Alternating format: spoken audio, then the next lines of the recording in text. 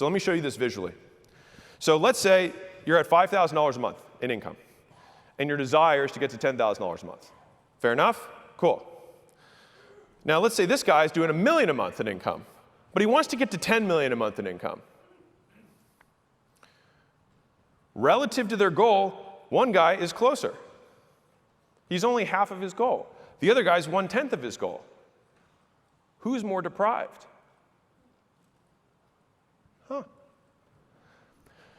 Hang around 5 people with 10 times the net worth that you have, and you'll feel poorer than you ever did when you were poor around poorer people than you. That'll be a Hormozi family tongue twister for my children. AKA changing your minimum standard, which I stole from Sharon. The number one predictor of wealth isn't IQ, gender, race, and this one startled me. It's the zip code you're born in. Kind of fucks with you a little bit. You're like, it's not about race, it's not about gender, it's not even about IQ. It's just where you're born.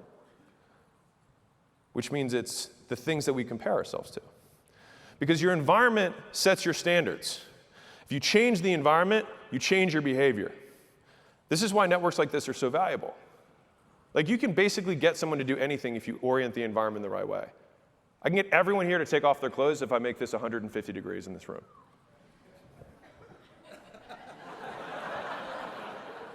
I could. You could. If you change the environment, you can change behavior.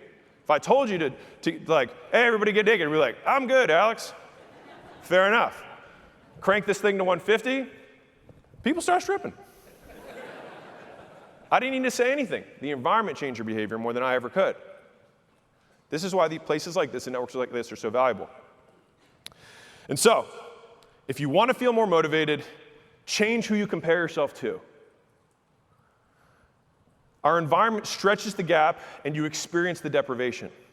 Rich people are more deprived of money than poor people because they compare themselves to richer people than poor people do. And so consider this extreme example. You've got the guy with a bag on his back, nothing else he needs. I have everything I need. 2, I need everything. Who's more deprived? So you might be like, this seems kind of dark. Is there a clean way to make this comparison without focusing on other people? Because that's what I would be asking. Yes, compare yourself to the person you genuinely want to become. That's how you can create the gap. So here's the writer-downer. If you want to change what you do, change who you compare yourself to.